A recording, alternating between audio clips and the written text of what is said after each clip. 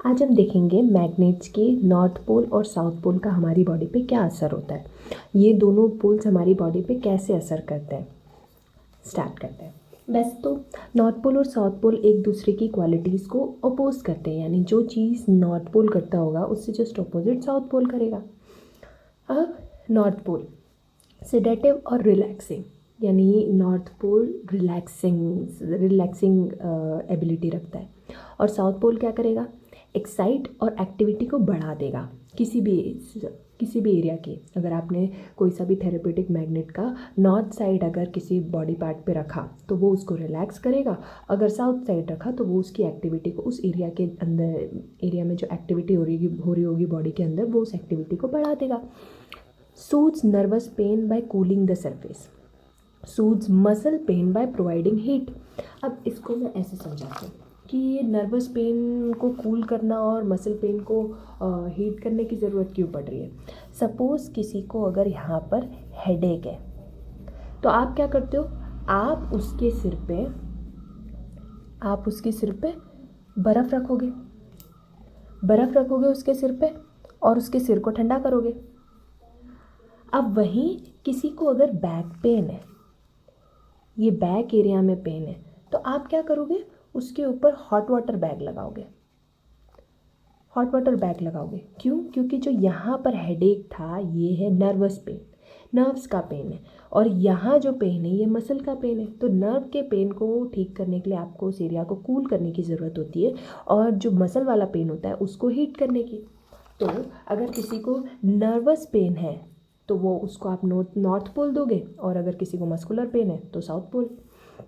Reduces inflammation, obviously inflammation क्या हो रहा है कि वो एरिया ऑलरेडी हीटअप हो गया है, तो अगर आप हीटअप में और हीट दोगे तो वो इन्फ्लामेशन और बढ़ाएगा।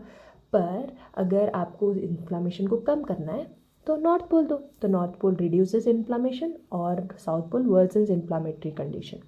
Stimulates healing process, north pole healing process को बढ़ाता है, स्टिमुलेट कर देता है, और साउथ पोल उसे स्लो कर देता है। Controls infection by slowing reproduction process of micro organisms. अब यहाँ पर क्या होगा कि ये इन्फेक्शन को कंट्रोल कर देगा। कैसे? ये माइक्रो ऑर्गेनिजम्स का रिप्रोडक्शन ही नहीं होने देगा। पर साउथ पोल क्या करेगा, stimulates the growth of all life forms including germs, viruses and bacteria. अब यहाँ पर ये उनकी रिप्रोडक्शन को रोक रहा था, साउथ पोल तो बिल्कुल स्टिमुलेट ही कर देगा, हेल्प कर देगा कि सारी चीज़ें ग्रो हो जाए, अब वो भले अच्छी चीज़ें हों या फिर वायरस, बैक्टीरिया या जर्म्स हो। स्टॉप्स ट्यूमर ग्रोथ, अब अगर किसी की बॉडी में कोई कैंसरस सेल्स है और ट्यूमर है वो बढ़ रहा है तो उसको स्टॉप कर देगा ये। पर साउथ पोल की क्या क्वालिटी होगी, ये ग्रोथ करवा देगा, ट्यूमर की ग्रोथ करवाएगा, प्लोरिफ्रेशन यानी कि उसको और मल्टीप्लाई होने में हेल्प करेगा और उसको मेच्योर होने में भी हेल्प करेगा। फिर slows growth and maturation process, मतलब ऑब्वियसली उसने ऊपर अगर यहाँ पर मेंशन किया हुआ ये कि ये ग्रोथ को स्टॉप करता है यानी स्लो कर देता है, तो यहाँ पर भी ये ग्रोथ को स्लो करेगा और मेच्योरेशन प्रोसेस को भी स्लो कर देगा। पर साउथ पोल में की क्या क्वालिटी होती है, stimulate cellular activity in all biological organisms.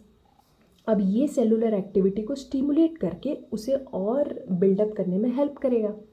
Slows metabolism, stimulates metabolism, north pole slow करेगा मेटाबॉलिज्म को, और साउथ पोल हमारी बॉडी के जितने भी मेटाबॉलिज्म है उनको स्टिमुलेट करेगा और हेल्प करेगा और अच्छे से करने के लिए। Anaesthetic and analgesic by slowing cellular activity, cell की एक्टिविटी को कम कर देगा तो उसका स्वभाव कैसा, एनर्जेसिक हो जाएगा यानी रिलैक्स हो जाएगा। अब किसी भी, अगर आपकी बॉडी अगर रिलैक्स होना चाहती है तो उसका एनर्जी लेवल ऑब्वियसली कम होना पड़ेगा, कम करना पड़ेगा, तभी तो वो रिलैक्स हो पाएगी। तो नॉर्थ पोल आपकी सेल की एक्टिविटी को स्लो कर देता है एनर्जी कम करके, साउथ पोल इंक्रीजेस एनर्जी, ये एनर्जी को बढ़ा देगा। नॉर्थ पोल की क्या क्वालिटी है, एल्कलाइन, ये एसिडिटी को रिड्यूस करता है, पर साउथ पोल एसिडिटी को इंक्रीज करेगा। अब north pole reduces CA deposits in blood, इसका क्या मतलब हुआ कि सपोज़ कि ये हमारी ब्लड वेसल है, अब यहाँ पर कहीं कहीं पर कैल्शियम का डिपोजिशन हो जाता है ना, तो जो कैल्शियम का डिपोजिशन है उसको रिड्यूस कर देगा नॉर्थ पोल और साउथ पोल उसको बढ़ा देगा। फिर नॉर्थ पोल ब्लीडिंग स्टॉप कर देगा, स्टॉप्स ब्लीडिंग, और यहाँ साउथ पोल ब्लीडिंग इंक्रीज कर सकता है।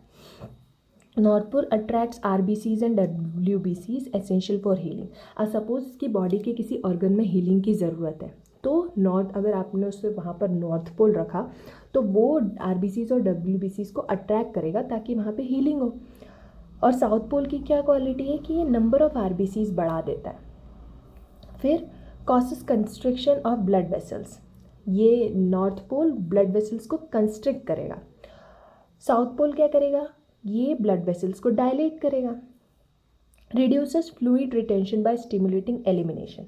अब सपोज़ कि हमारी बॉडी में कहीं पे फ्लूइड जमा हो गया है और वहाँ पर एडिमा हो गया, स्वेलिंग आ गई फ्लूइड की वजह से, तो ये क्या करेगा, नॉर्थ पोल एलिमिनेट कर देगा वो जो एक्सेस फ्लूइड कहीं जमा हो रहा है उसको एलिमिनेट कर देगा, इससे वो स्वेलिंग ख़त्म हो जाएगी, कम हो जाएगी। साउथ पोल क्या करेगा, stimulates fluid circulation and congestion, मतलब इसकी प्रॉपर्टी क्या होगी कि ये फ्लूइड को सर्कुलेट करता है। यानी अगर सपोज किसी स्पेसिफिक ऑर्गन में, किसी ये पार्ट, बॉडी के किसी पार्ट में अगर सर्कुलेशन रुक गया है, तो अगर वहाँ पर आप साउथ पोल दोगे तो वो वहाँ पर फ्लूइड का सर्कुलेशन बढ़ा देगा। कॉजेस मसल कॉन्ट्रैक्शन, ये मसल को कॉन्ट्रैक्ट करेगा। अलाउज मसल रिलैक्सेशन, ये मसल को रिलैक्स होने में हेल्प करेगी। नॉर्थ पोल आपका बीपी बढ़ा सकता है, साउथ पोल आपका बीपी कम कर सकता है। फिर regulates the quantity of oxygen in tissues, increase oxygen absorption. अब नॉर्थ पोल आपकी बॉडी का ऑक्सीजन सेल्स के अंदर जो ऑक्सीजन एब्जॉर्ब हो रहा है उसे बढ़ा सकता है, पर साउथ पोल क्या कर सकता है, इंक्रीजेस H+ आयन कंसनट्रेशन, यानी एक ऑक्सीजन का कंसनट्रेशन बढ़ा रहा है बॉडी में, एब्जॉर्प्शन बढ़ा रहा है, और दूसरा H+ आयन्स बढ़ा रहा है। H+ आयन अगर बढ़ जाएगा तो बॉडी का pH भी कम हो जाएगा। फिर slows down cardiac activity, slows pulse, मतलब ये हमारी कार्डियक एक्टिविटी को स्लो करेगा नॉर्थ पोल, और पल्स को भी स्लो कर देगा। पर साउथ पोल क्या करेगा, ये कार्डियक एक्टिविटी को स्टिमुलेट करेगा और पल्स भी बढ़ा देगा। इसके अदर और क्या क्या चीज़ कर सकता है नॉर्थ पोल और साउथ पोल, ये अल्सर्स को रिड्यूस करेगा, कॉन्सेंट्रेशन को इम्प्रूव कर देगा। और south pole stimulates tissue regeneration, ये टिश्यू के रीजनरेशन को में हेल्प करेगा, स्टिमुलेट कर देगा उसको। Okay, thanks for watching.